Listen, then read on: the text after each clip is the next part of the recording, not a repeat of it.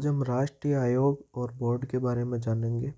राष्ट्रीय स्तर के सबसे पहले नियंत्रक एवं महालेखा परीक्षक यानी के कहते हैं जिसको के बारे में पढ़ेंगे। आर्टिकल 148 के तहत नियंत्रक एवं महालेखा परीक्षक की नियुक्ति राष्ट्रपति द्वारा की जाती है। इसकी योग्यता का उल्लेख संविधान में नहीं है। इस पद पर प्रशासनिक सेवा के सदस्यों को नियुक्त किया जाता है। इसकी सेवा शर्तों का निर्धारण संसद द्वारा किया जाता है। इसे शपथ तीसरी अनुसूची के तहत राष्ट्रपति द्वारा दिलाई जाती है। मूल संविधान में केग संघ सरकार व राज्य सरकारों के लेखों का लेखांकन व परीक्षण का कार्य करता था, परंतु 1976 में वित्त मंत्रालय के वे विभाग के अधीन महालेखाकार का पद सृजित किया गया जिसको सीजीए कहा जाता है। इसका पद सृजित किया गया।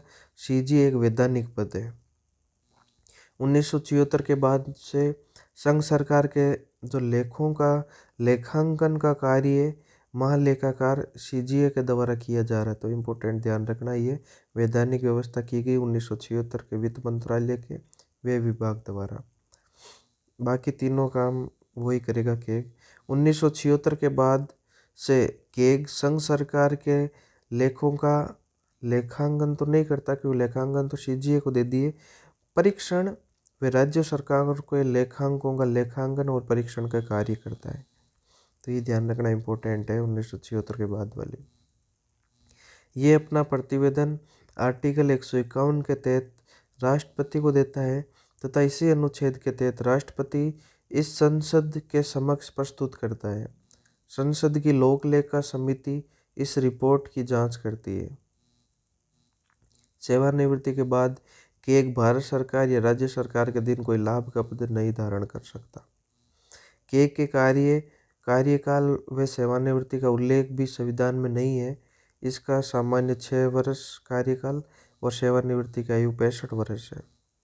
प्रथम केग वी नरहरि राव बने।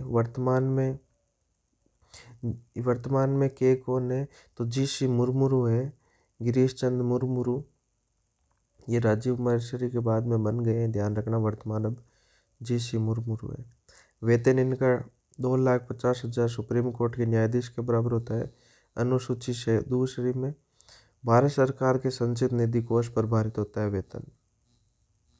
फिर महान्यायवादी के बारे में देखेंगे। आर्टिकल 76 के तहत महान्यायवादी की नियुक्ति राष्ट्रपति द्वारा की जाती है। व्यवहार में ये नियुक्ति मंत्रिपरिषद के परामर्श पर करता है राष्ट्रपति। इस पद पर सुप्रीम कोर्ट के न्यायाधीश की योग्यता रखने वाले व्यक्ति को नियुक्त किया जाता है। ये राष्ट्रपति के प्रसाद पर्यंत तक पद धारण करेगा और सामान्यतः 5 वर्ष होता है।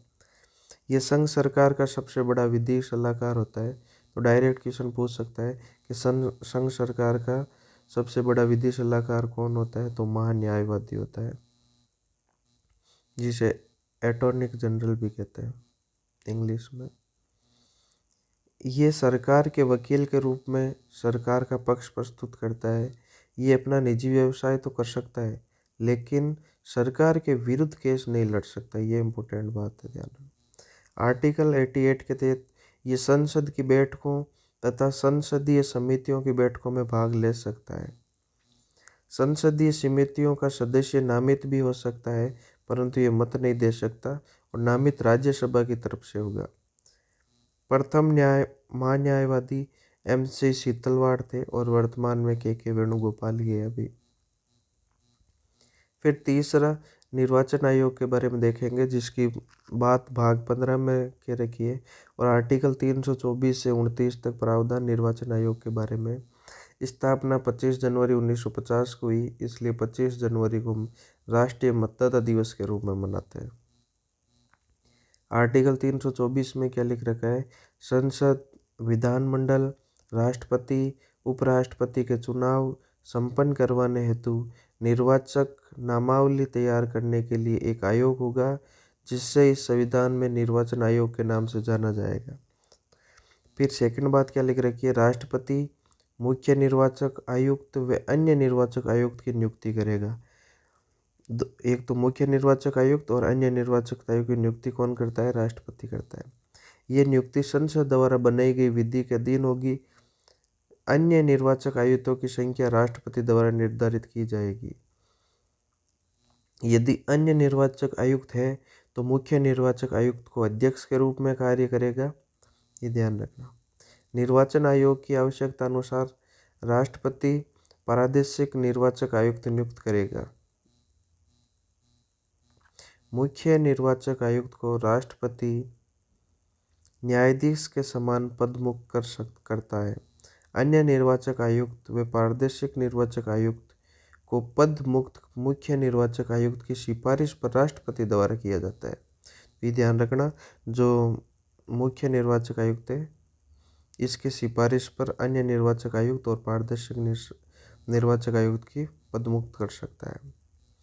कौन करता है? राष्ट्रपति।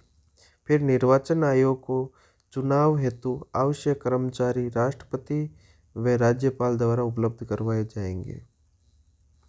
आर्टिकल 325 में क्या लिख रखा है? निर्वाचक नामावली तैयार करते समय किसी भी नागरिक के साथ धर्म, जाति और मूल वंश व लिंग के आधार पर भेदभाव नहीं किया जा सकता। आर्टिकल 326 वयस्क मताधिकारों की बात करता है। आर्टिकल 327 में लिख रखा है, संसद द्वारा निर्वाचन क्षेत्रों का परिसीमन करने हेतु व सीटों का निर्धारण करने हेतु एक आयोग गठित करना, जिसको परिसीमन आयोग कहा जाता है, जिसकी बात आर्टिकल 327 में है। आज तक 4 गठित हुए हैं परिसीमन आयोग। एक तो 1952 में, फिर 1962 में, फिर 1972 में, फिर 2002 में। इस निर्वाचन आयोग का परिसीमन आयोग का अध्यक्ष कौन होता है? तो न्यायाधीश होता है। मुख्य चुनाव आयुक्त पदेन सदस्य होता है, तो ये ध्यान रखना। सीटों का निर्धारण 1971 की जनसंख्या के आधार पर किया जाता है और निर्वाचन क्षेत्रों का निर्धारण 2001 की जनसंख्या के आधार पर किया जाता है। तो ये दोनों फैक्ट इंपॉर्टेंट है कि सीटों का निर्धारण 1971 की जनसंख्या के आधार पर और निर्वाचन क्षेत्रों का निर्धारण 2001 की जनसंख्या के आधार पर किया जाता है। आरक्षित सीटों की संख्या भी 2001 की जनसंख्या पर आधारित है, ये ध्यान रखना। फिर 84वां संविधान संशोधन 2001 में किया गया, जिसके तहत कुल सीटों की संख्या 2026 के बाद होने वाली प्रथम जनगणना के आंकड़े प्रकाशित होने तक यथावत रहेगी। ये 84वां संविधान संशोधन 2001 में किया। आर्टिकल 328, यदि संसद परिसीमन आयोग गठित नहीं करे तो चुनाव क्षेत्रों का परिसीमन करने हेतु विधानमंडल भी आयोग गठित कर सकता है, ये ध्यान रखना। कि आपसे पूछा जा सकता है कि अगर संसद परिसीमन आयोग गठित नहीं करे तो चुनाव क्षेत्रों का परिसीमन करने हेतु विधानमंडल भी आयोग गठित कर सकता है। ये बात किस आर्टिकल में? 328 में। 329 में लिख रखा है, परिसीमन आयोग द्वारा किए गए कार्यों को न्यायालय में चुनौती नहीं दी जा सकती। मूल रूप से निर्वाचन आयोग एक सदस्यीय था और सुकुमार सेन प्रथम निर्वाचक आयुक्त बने। फिर वीएस तारकुंडे समिति 1975-77 की सिफारिश पर 1989 में इसे 3 सदस्यीय कर दिया गया, परंतु 1990 में इसे पुनः 1 सदस्यीय कर दिया गया। फिर दिनेश गोस्वामी समिति 1991-92 की सिफारिश पर 2 जनवरी 1993 से पुनः 3 सदस्यीय कर दिया गया और इस समिति ने ईवीएम का प्रयोग करने की सिफारिश की थी। पहली बार 1998 में राजस्थान, दिल्ली, मध्य प्रदेश की 16 विधानसभा सीटों का चुनाव ईवीएम से किया गया। 1999 में पहली बार गोवा विधानसभा के चुनाव ईवीएम से संपन्न हुए। ये ध्यान रखना कि पहले कौन सी विधानसभा के चुनाव ईवीएम से संपन्न हुए? तो गोवा विधानसभा के। 2004 में लोकसभा के आम चुनाव ईवीएम से संपन्न हुए। एक ईवीएम में 64 उम्मीदवारों का चुनाव संपन्न हो सकता है। पहली बार नोटा उपयुक्त में से कोई नहीं का प्रयोग 2013 में राजस्थान, दिल्ली और मध्य प्रदेश, मिजोरम विधानसभा चुनाव में किया गया। निर्वाचन आयोग सरकार के परामर्श से चुनाव की तिथि घोषित करता है, आदर्श चुनाव आचार संहिता लागू करता है, इसका पालन सुनिश्चित करवाता है। उल्लंघन करने पर राजनीतिक दल या उम्मीदवार को चुनाव लड़ने से रोक सकता है। या चुनाव प्रचार करने से रोक सकता है या राजनीतिक दल की मान्यता को समाप्त कर सकता है। चुनाव आचार संहिता 1971 से लागू है। अवधि न्यूनतम तो 30 दिन, मैक्सिमम 90 दिन। चुनाव में गड़बड़ी होने पर चुनाव रद्द करने व पुनः मतदान की तिथि घोषित करने के संबंध में निर्वाचन आयोग किसी से भी परामर्श नहीं लेता, ये ध्यान रखना। आर्टिकल 71 के तहत राष्ट्रपति उपराष्ट्रपति चुनाव विवाद की सुनवाई सुप्रीम कोर्ट द्वारा की जाती है, परंतु लोकसभा, विधानसभा, राज्यसभा, विधान परिषद के चुनाव से संबंधित विवादों की प्रारंभिक सुनवाई निर्वाचन आयोग ही करता है। ये इम्पोर्टेंट बात है, ध्यान रखना।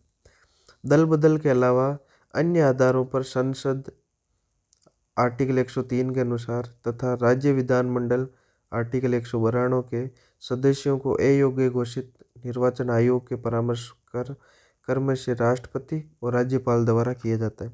कहने का मतलब है कि दल बदल अगर हो रहा है तो वहाँ पर तो अयोग्य घोषित करने का अधिकार किसके पास है? जिस सदन की बात हो रही है तो उसका अध्यक्ष का। इनके अलावा अन्य आधारों पर संसद के सदस्यों को तो 103 के अनुसार, राज्य विधानमंडल के सदस्यों को 192 के अनुसार सदस्य को अयोग्य घोषित कौन करता है? निर्वाचन आयोग। किसकी परामर्श पर? तो संसद वालों के लिए तो राष्ट्रपति की परामर्श पर, और जो विधानमंडल के हैं उनके राज्यपाल की परामर्श द्वारा किया जाता है।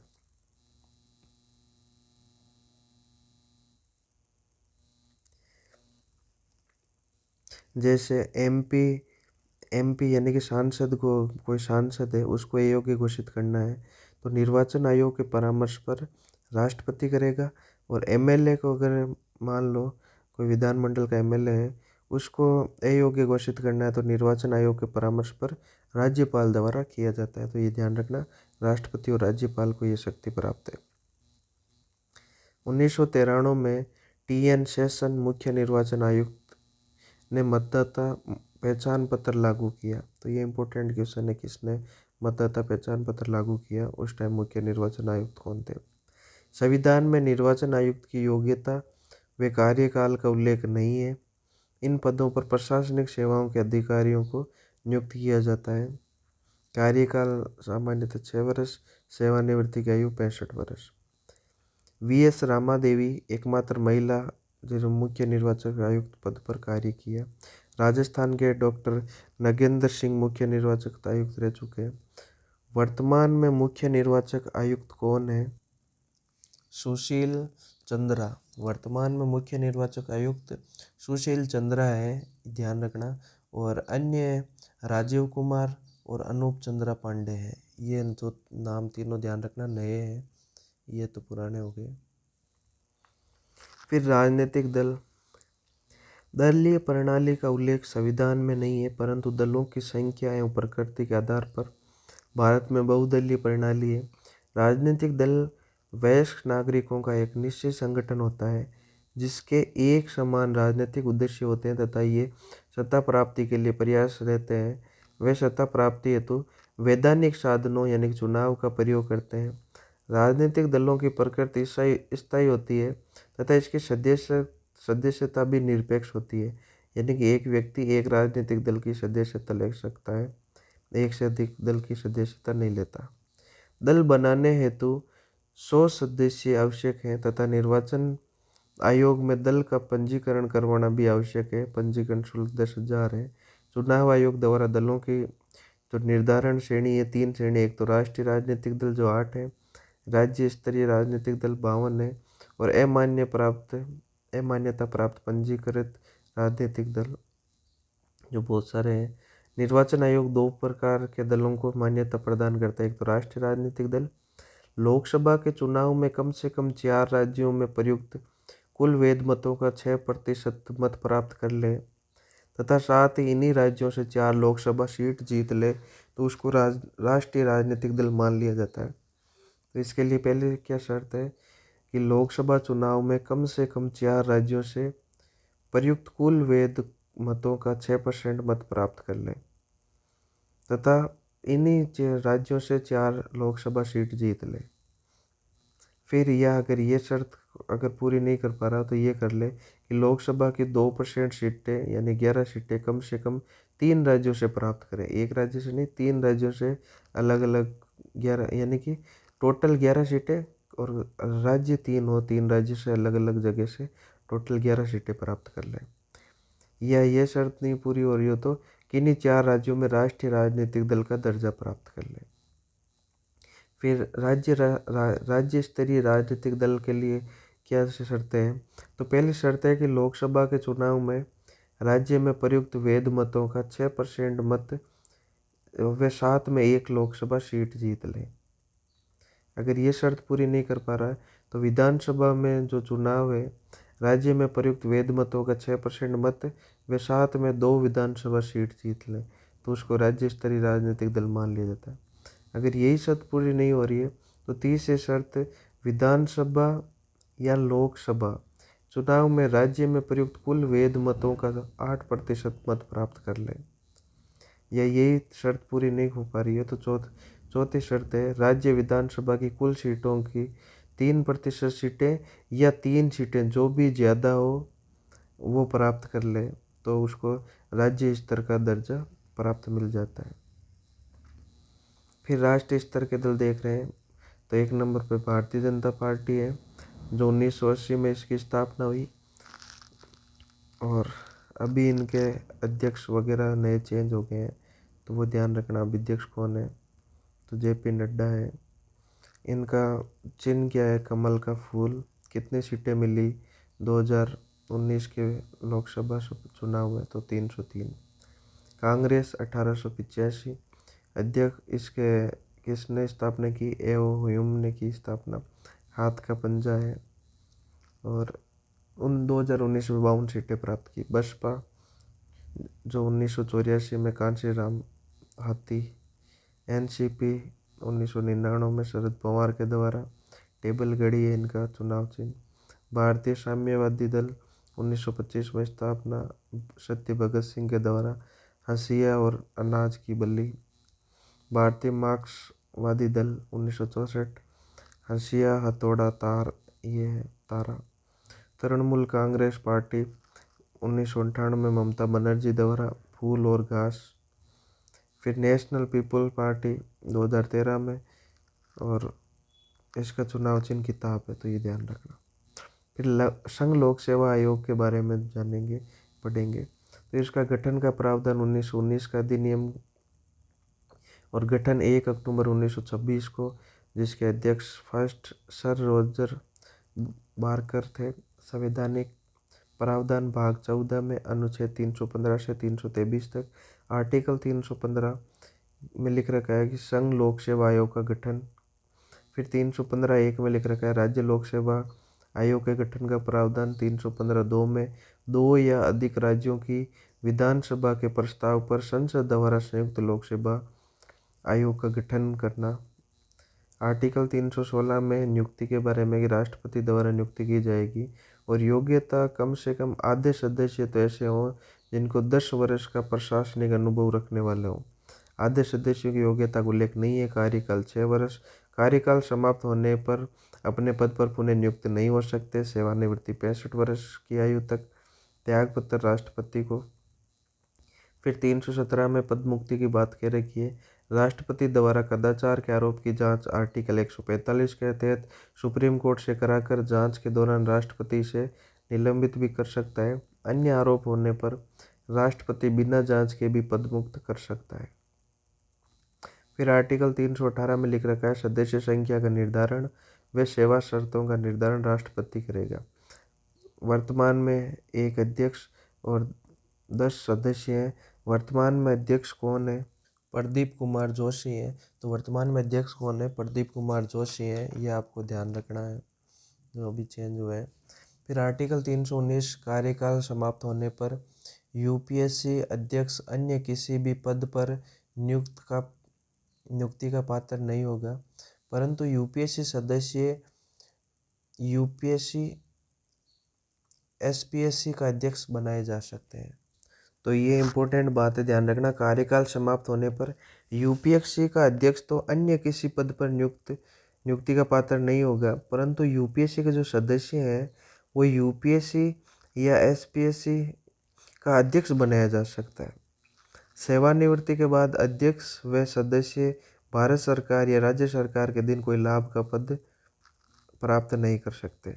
फिर आर्टिकल 320 में लिख रखा है यूपीएससी के कार्य भर्ती संबंधित विज्ञापन जारी करने से परिणाम की अंतिम सूची जारी करने तक, सरकार को भर्ती संबंधित नियम निर्धारण करने के संबंध में, पदोन्नति के संबंध में, कर्मचारियों के आचरण संबंधित मामलों में तथा पद की प्रतीक्षा में रखने के संबंध में सलाह देता है। आर्टिकल 321 यूपीएससी को संसद अन्य कार्य भी सौंप सकती है।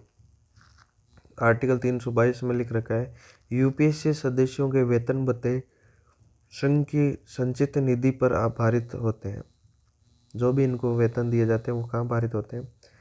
संघ की संचित निधि पर भारित होते हैं। आर्टिकल 323 यूपीएससी अपना प्रतिवेदन राष्ट्रपति को देता है, राष्ट्रपति से संसद के समक्ष प्रस्तुत करता है। यूपीएससी एक संवैधानिक संस्था है, देख लो आर्टिकल में इनका उल्लेख है इसलिए संवैधानिक है। फिर इन तीनों का देखते हैं यूपीएससी, एसपीएससी और आईपीएससी।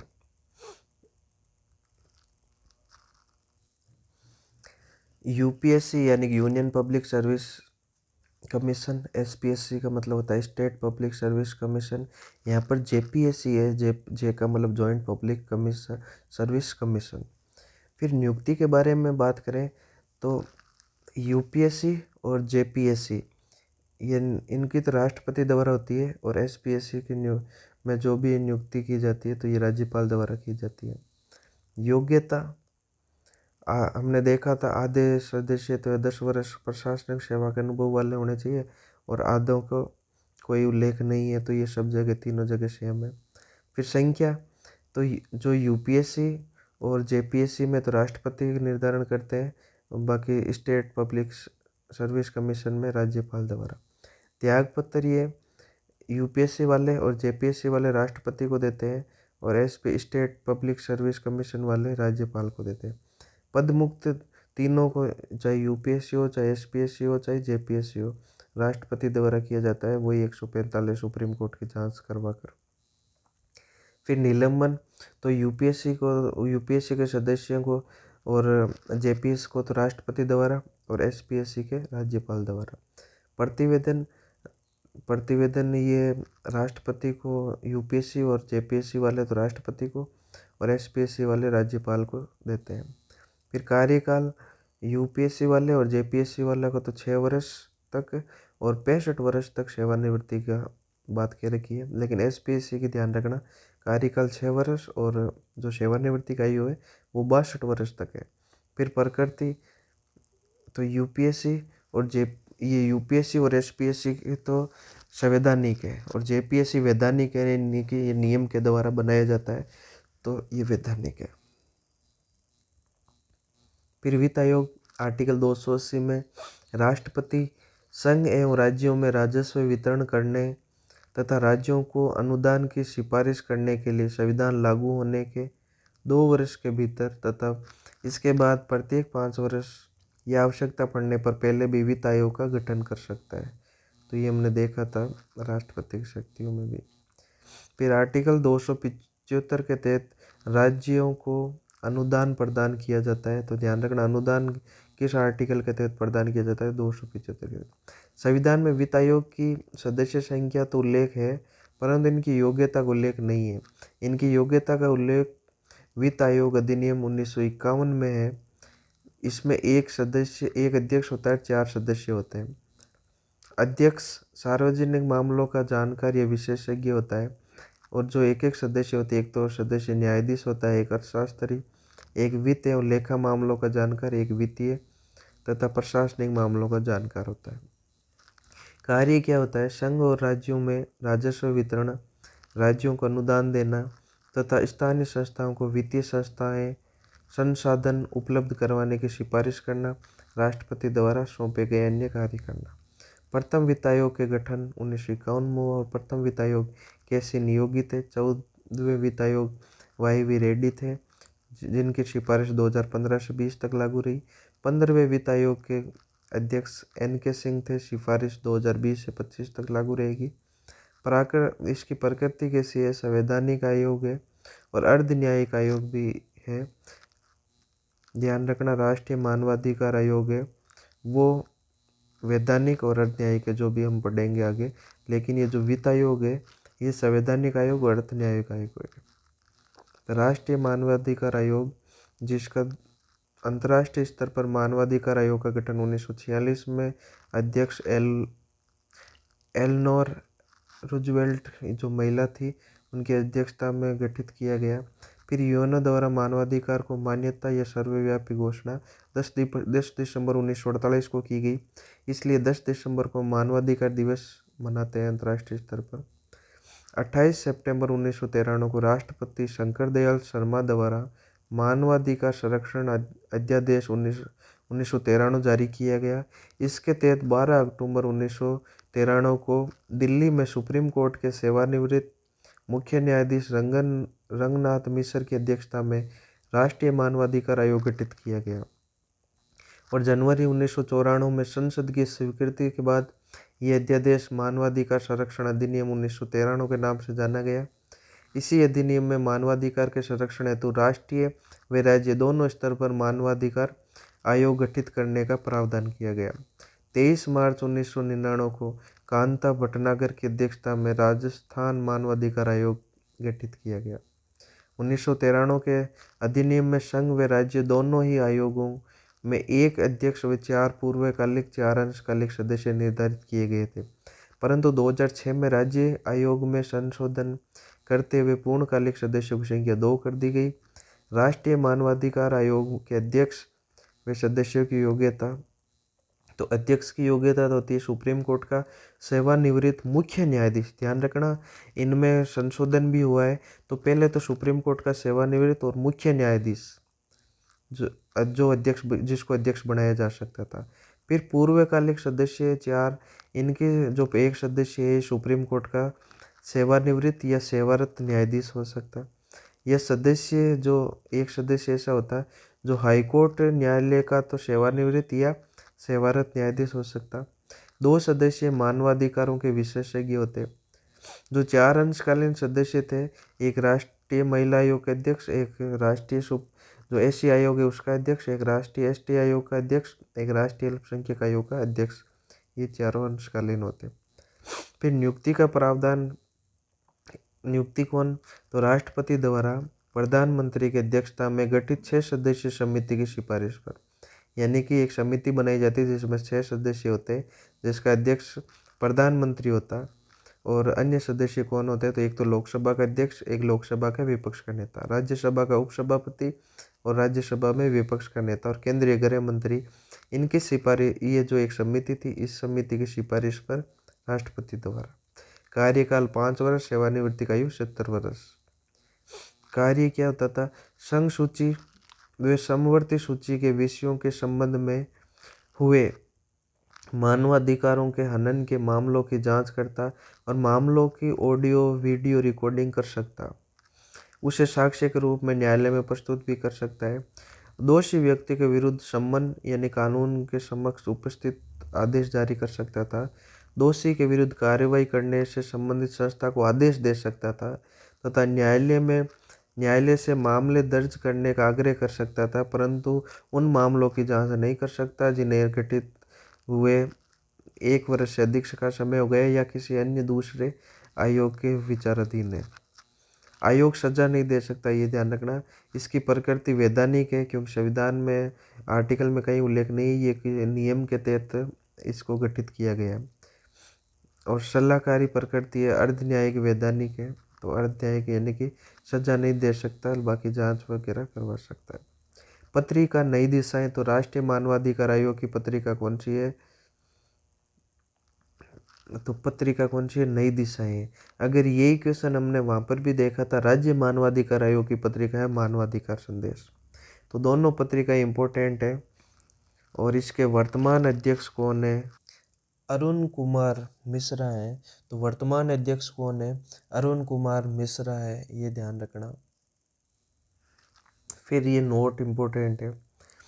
लोकसभा ने मानवाधिकार संरक्षण अधिनियम 1993 में संशोधन करते हुए 17 जुलाई 2019 को एक प्रस्ताव पारित किया जिसमें प्रावधान है कि राष्ट्रीय मानवाधिकार आयोग के अध्यक्ष पद पर सुप्रीम कोर्ट के न्यायाधीश रह चुके व्यक्ति को भी अध्यक्ष पद पर नियुक्त किया जा सके। यानी कि पहले जो मुख्य न्यायाधीश की बात करते थे उसकी जगह न्यायाधीश कर दिया है। यानी कि मुख्य न्यायाधीश के अलावा जो न्यायाधीश होते हैं उनको भी अध्यक्ष पद पर नियुक्त किया जा सके तथा 2 विशेषज्ञ सदस्य संख्या को बढ़ाकर 3 कर दिए गए। जो 4 से पहले 2 की, फिर 2 को अब बढ़ाकर 3 कर दिया गया है, जिसमें एक महिला को नियुक्त किया जाएगा, ये फिक्स कर दिया। और जो कार्यकाल 5 वर्ष के स्थान पर 3 वर्ष किया जाए और कार्यकाल समाप्त होने के बाद में पुनः नियुक्त भी किया जाए।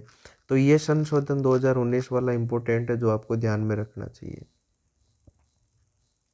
फिर राष्ट्रीय अनुसूचित जाति व राष्ट्रीय जनजाति आयोग के बारे में पढ़ेंगे।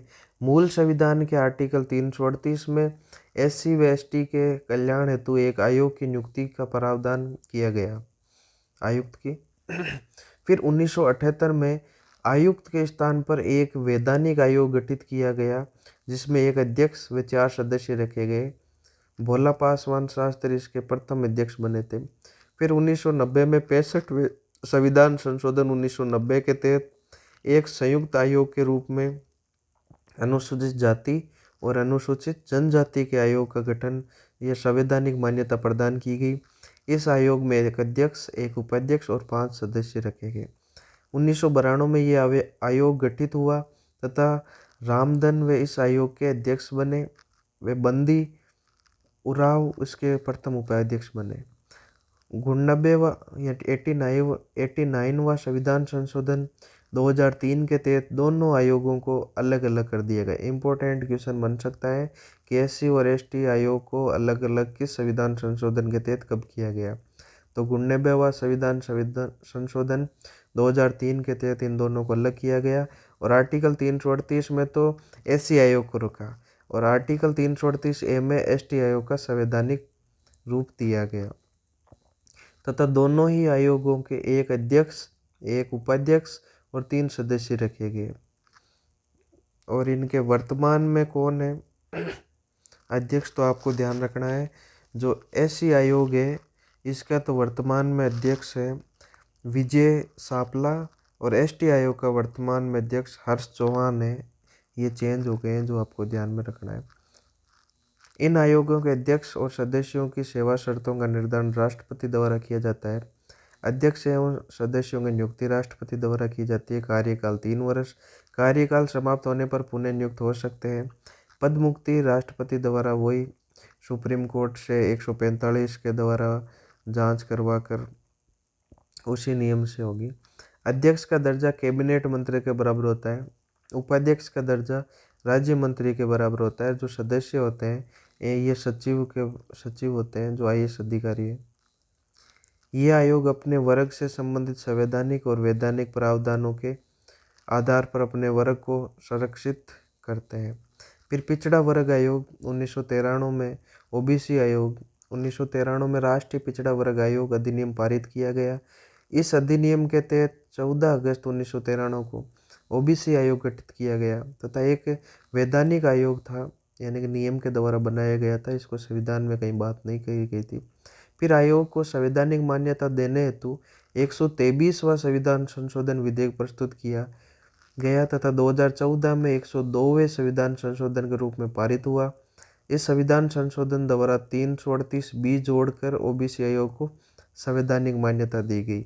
एक अध्यक्ष, एक उपाध्यक्ष, 3 सदस्य होते हैं। और वर्तमान अध्यक्ष भगवान लाल सैनी है। सेवा शर्तों का निर्धारण वही राष्ट्रपति द्वारा, नियुक्ति राष्ट्रपति द्वारा, कार्यकाल 3 वर्ष, पुनः नियुक्त हो सकते हैं। पद मुक्ति राष्ट्रपति द्वारा। अध्यक्ष का दर्जा वही जो हमने SC और ST आयोग में पढ़ा था, उसके समान कैबिनेट मंत्री का दर्जा होता है। बाकी सदस्यों का वो सेम पर बात है। कार्य OBC वर्ग के संबंधित में किए गए संवैधानिक व वैधानिक प्रावधानों के आधार पर OBC वर्ग के हितों के संरक्षण करना। फिर राष्ट्रीय महिला आयोग, ये वैधानिक आयोग है, ये ध्यान रखना। राष्ट्रीय महिला आयोग 1990 के तहत जनवरी 1992 में गठित किया गया। इसमें एक अध्यक्ष व 5 सदस्य होते हैं। अध्यक्ष व सदस्यों की नियुक्ति संघ सरकार द्वारा की जाती है। और प्रथम अध्यक्ष कौन थी, तो जयंती पटनायक थे। वर्तमान अध्यक्ष रेखा शर्मा है। कार्यकाल 3 वर्ष है और अपने पद पर पुनः नियुक्त हो सकते हैं। राजस्थान की गिरिजा व्यास 2 बार राष्ट्रीय महिला अध्यक्ष रह चुकी है। शेष प्रावधान, दर्जा व पद मुक्त कार्य सब जैसा हमने SC ST OBC में पढ़ा था वो सेम ही रहेगा। राष्ट्रीय अल्पसंख्यक आयोग 1992 के तहत 1993 में स्थापित वैधानिक आयोग है। एक अध्यक्ष, एक उपाध्यक्ष और 6 सदस्य होते हैं।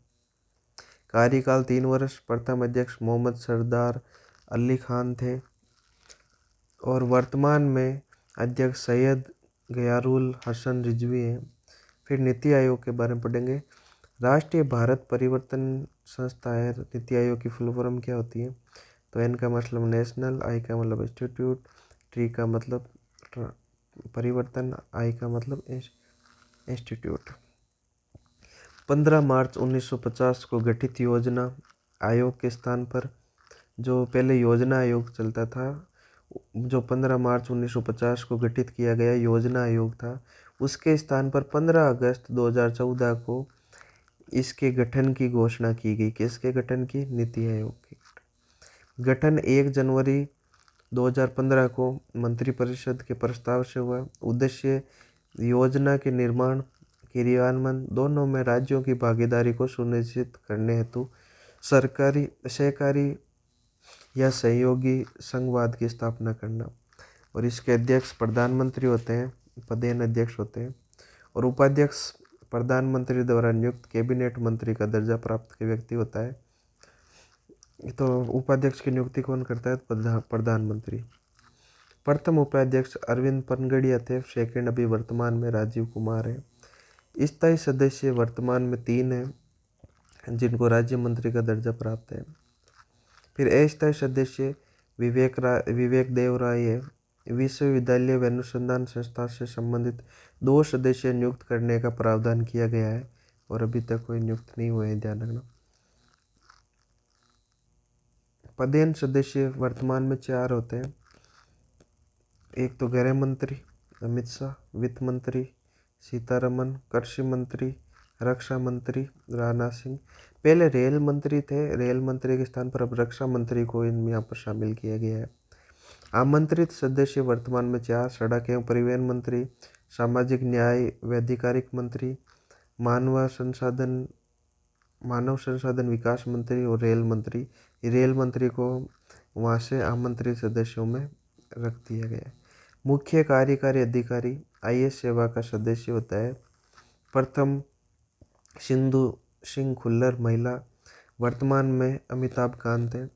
फिर एक गवर्निंग काउंसिल यानी अधिशासित परिषद बनेगी जिसका अध्यक्ष और उपाध्यक्ष तो नीति आयोग वाले होंगे। सदस्य इसमें कौन होते हैं ये इंपॉर्टेंट ध्यान रखना। एक तो नीति आयोग के सभी सदस्य प्लस जो भी सभी राज्य हैं उनके मुख्यमंत्री और अंडमान निकोबार द्वीप समूह का उपराज्यपाल इसमें शामिल होता है सदस्यों में।